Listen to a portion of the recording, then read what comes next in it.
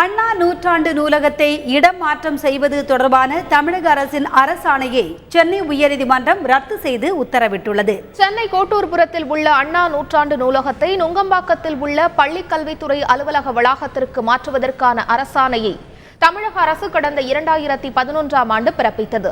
இதற்கு எதிர்ப்பு தெரிவித்து மனோன்மணி என்பவர் தொடர்ந்த பொதுநல வழக்கை விசாரித்த உயர்நீதிமன்றம் நூலகத்தை இடமாற்றம் செய்ய இடைக்கால தடை விதித்தது.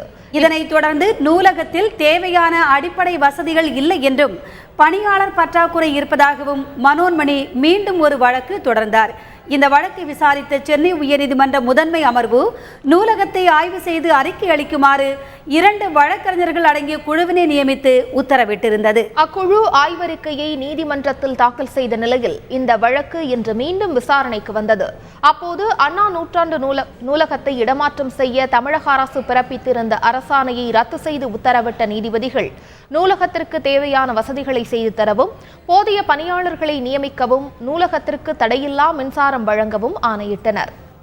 மேலும் செப்டம்பர் 15ஆம் தேதியன்று அண்ணா நூலகத்தில் செய்யப்பட்டுள்ள வசதிகள் தொடர்பாக அரசு அறிக்கை அளிக்க வேண்டும் என்று உத்தரவிட்ட உயர்நீதிமன்ற முதன்மை அமர்வு நூலகத்தை உயர்நீதிமன்ற தலைமை நீதிபதி நேரில் சென்று பார்வையிட இருப்பதாகவும் தெரிவித்துள்ளது.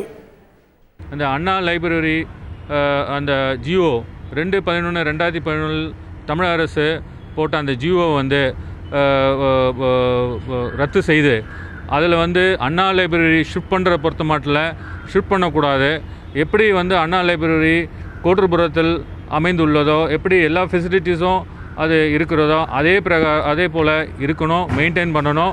வேணால் அது அப்கிரேட் பண்ணுறதுக்கு அது அரசு நடவடிக்கை எடுக்கணும்.